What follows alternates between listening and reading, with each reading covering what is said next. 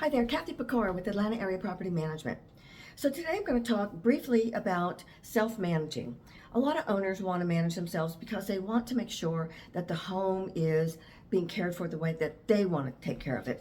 That's not a problem, but I've got a couple of rules, I guess, if you will, or guidelines that I feel like if you're going to self-manage, you should follow. So the first one is never, never, ever rent to friends, family, friends of friends, or friends of family. For us, it has never worked out. In the end, they're looking for a deal. They think you're the rich landlord, and in the end, they end up taking advantage of you. So my rule is always, if you know them, do not rent to them. Okay. My second thing is always act like you are a property manager. If you own the property, there's no reason for you to share that you're the owner with any potential tenant or a tenant. Always say that you're the property manager. So for example, you have a tenant in there and they say, hey, my rent's gonna be a little bit late. Can you waive the late fees? Well, you know that they've been late 3 or 4 times and you are tired of waiving the late fee. So what you want to be able to do is say, well, look, let me get with the owner and I'll get back with you. That way it doesn't make you the bad guy. You're just the property manager doing what the owner wants. You go back, you get a chance to think about it, maybe reviews record, maybe even come up with a plan on how you're going to deal with this late payment.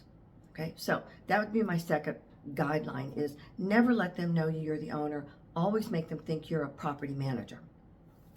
The next one is in advance, when you're getting ready to list your property, always know what your criteria, your tenancy acceptance criteria is going to be. What your credit score is, how much income they need to make, whether you're going to allow pets, no pets, and then make sure that you stick with that. But the one thing you got to do is make sure that you price it right, because when that person comes along, you don't want them wheeling and dealing. Oh, hey, can you lower this by $100 or anything like that. So make sure that you've got your house priced right and that you know what your criteria is. When somebody's looking at the house and they're asking you what's the criteria, you can just say it. What you don't want to get yourself stuck in is the middle of any kind of a fair housing lawsuit where you let this one was okay to have maybe a 649 credit score, but this one you had to have a 655.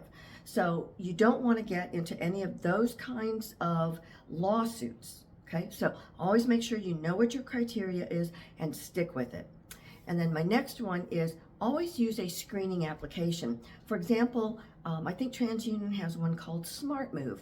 The way I think that one works is that you set up your account, and then when you have somebody that wants to apply, then you send them an invitation.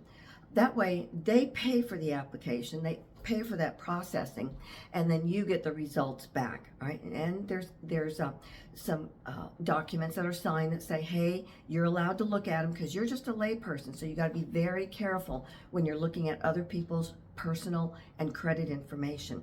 So I would use something like that. I think there's a couple of ones out there, TurboTenant, SmartMove, and there's a bunch of others, but use a screening application.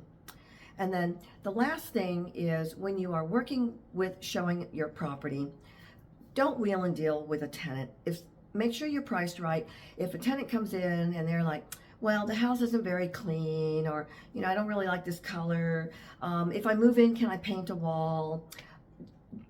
Just like, no, the house is what it is. So make sure that the house looks good enough to show and that you've got your home priced right. You don't want someone coming in saying, well, the price is too high, will you lower $100 a month? And you're in a hurry to try and get this thing rented, so you say, okay. So you get a tenant in there now, and they remembered that you wheeled and dealed back then, so you know what? Maybe you'll wheel and deal now. So make sure that you have your criteria set up front, you're firm, and you're priced right. So those are about my few basic guidelines if you're going to self-manage.